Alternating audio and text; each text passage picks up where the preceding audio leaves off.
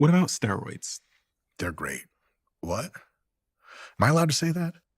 What are steroids? And you said you take steroids. Mm-hmm. Do you take steroids all the time? And Mm-hmm. what is the impact? So say if you weren't taking steroids, how different would you look? I know this because I used to not take steroids. And when I wasn't taking steroids, I weighed about, at a body fat similar to this, I would have to weigh probably 180 to 190 pounds, more like 180, and this kind of body fat level.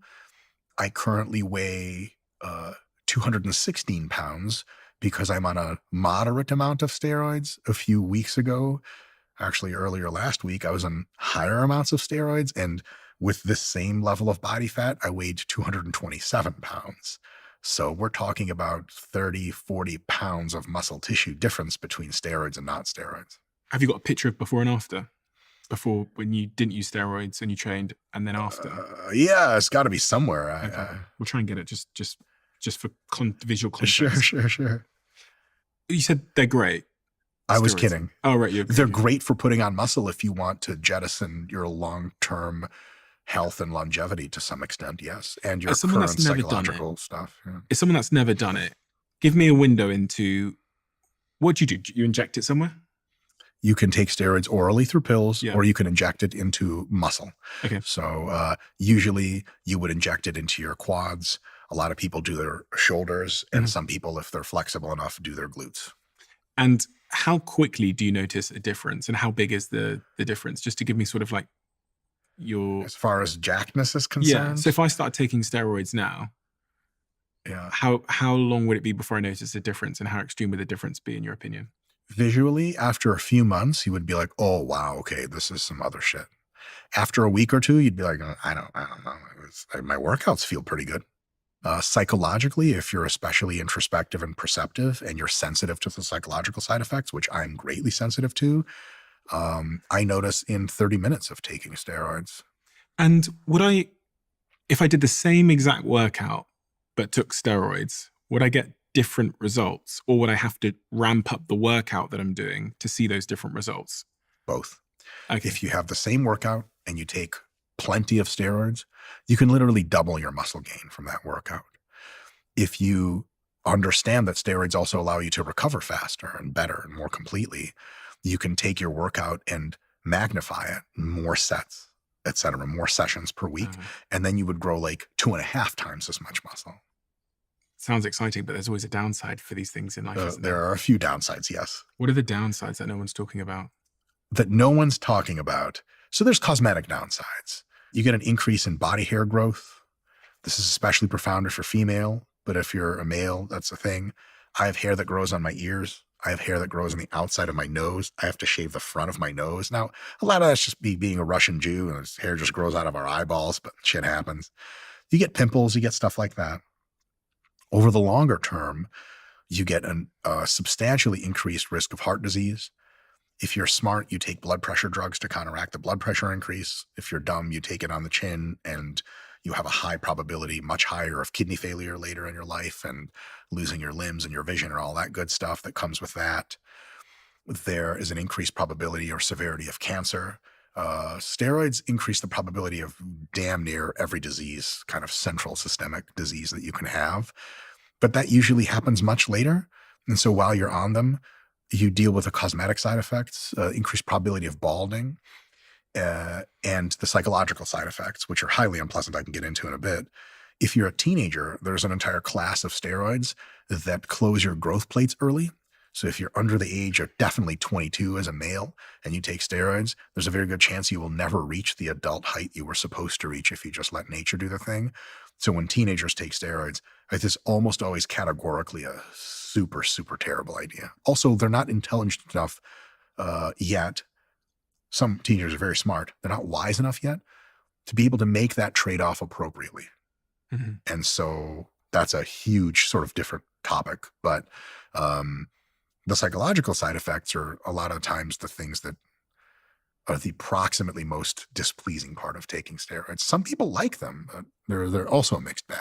Tell me about the Before we get on to the psychological effects, what about libido? Because I've heard all kinds of things. I've heard it shrinks your balls, your willy. Something like half of all people will experience testicular shrinkage while using steroids. Your boy got lucky. My shit's all the same size. A lot of people, roughly half, will experience a decrease in ejaculate volume and a profound decrease in fertility. That does not mean you're not infertile. I know many people's children that were fathered when the people were on steroids. So if some people are like, I'm on gear, I can just bang away and nothing happens. Like, that's not true.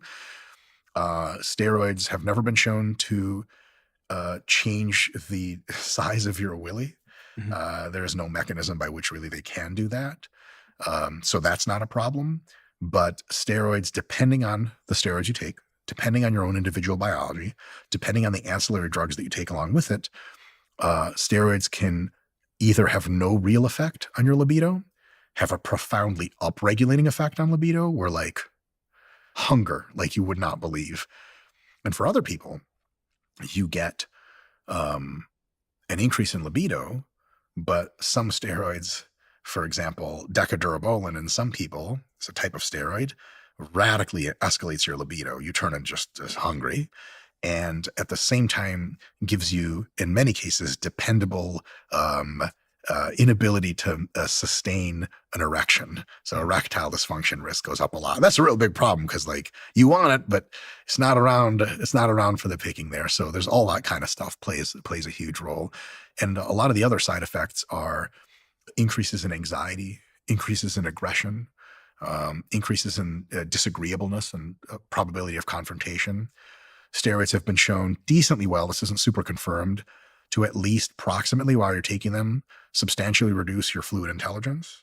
And they may, in the long term, reduce your overall intelligence, but it seems that if you stop taking them, you get most, if not all of that back, but maybe not all of it. So they do make you dumber as a general heuristic. That's probably true.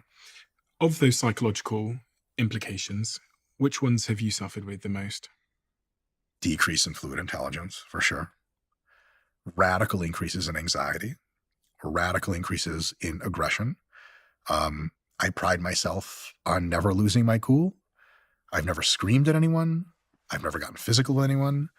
But the ideas in my head that tell me to do things tell me to do unspeakable things. Like what? They're unspeakable. I'd have to speak them. You really want to know? Mm-hmm.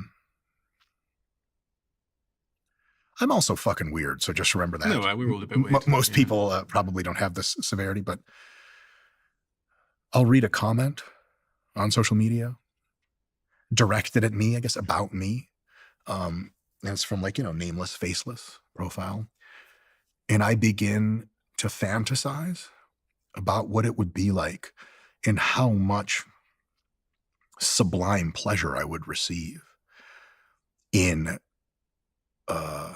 hurting that person at a deep physical and emotional level, badly, hurting them in such a way that they're never going to walk right again, and they're always going to remember me and how they dared to cross me. Do you know what honor culture is? No. Like the idea that like in the hood, you step on someone's, like a gang member's Nikes, and he just blasts you away and goes to jail for 20 years over what? Steroids. The honor culture comes from maleness. It comes from testosterone and other brain structures, of course, but the more testosterone, and steroids are all testosterone-like molecules. If you have 10 times the testosterone-like action affecting your brain, your proclivity to falling into honor culture-like behavioral patterns and thought patterns increases to an enormous extent. So you tend to take things that are not meant in any poor way as affronts. If they're actually meant as affronts, you tend to catastrophize them in your head.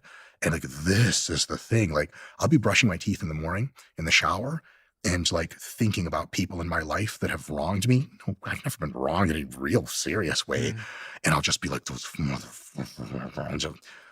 Uncontrollable fantasies of rage and aggression and righteous anger and revenge. I hate that. Like, as a philosophical minded person, I just want to hug everyone in the world. Right now, I'm on not so high levels of steroids. I'm just, man, I make jokes with I'll start conversations with random people in the street, no problem. And so when these thoughts consistently enter my mind on higher doses, I'm just like, oh, why?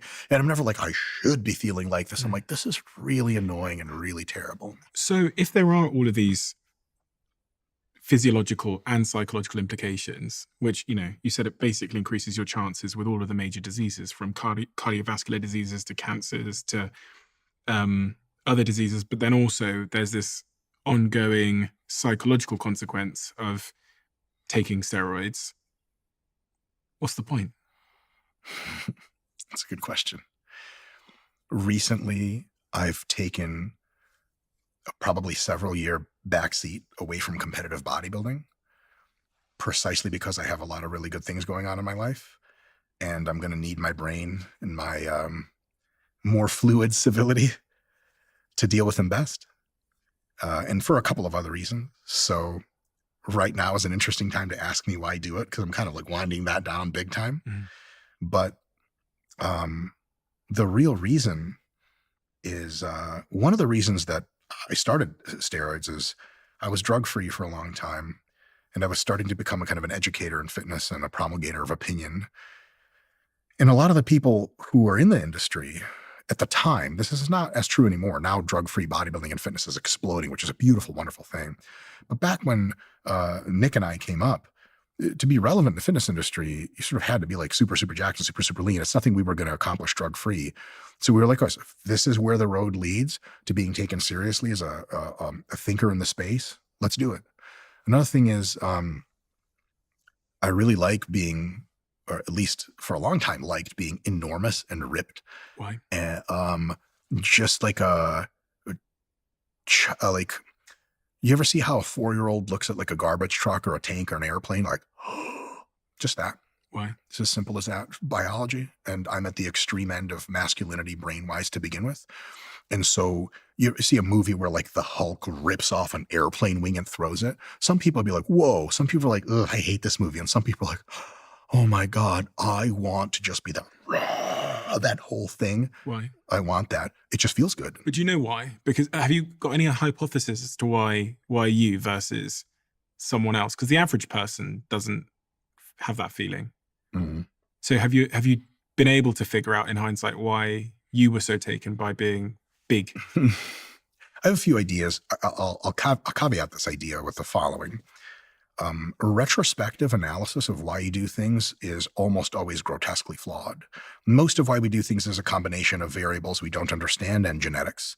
And so like the whole life story arc, well, it all started when a teacher in the 3rd grade, like that's bullshit. That's a backwards justification you made up. So the following statements are backwards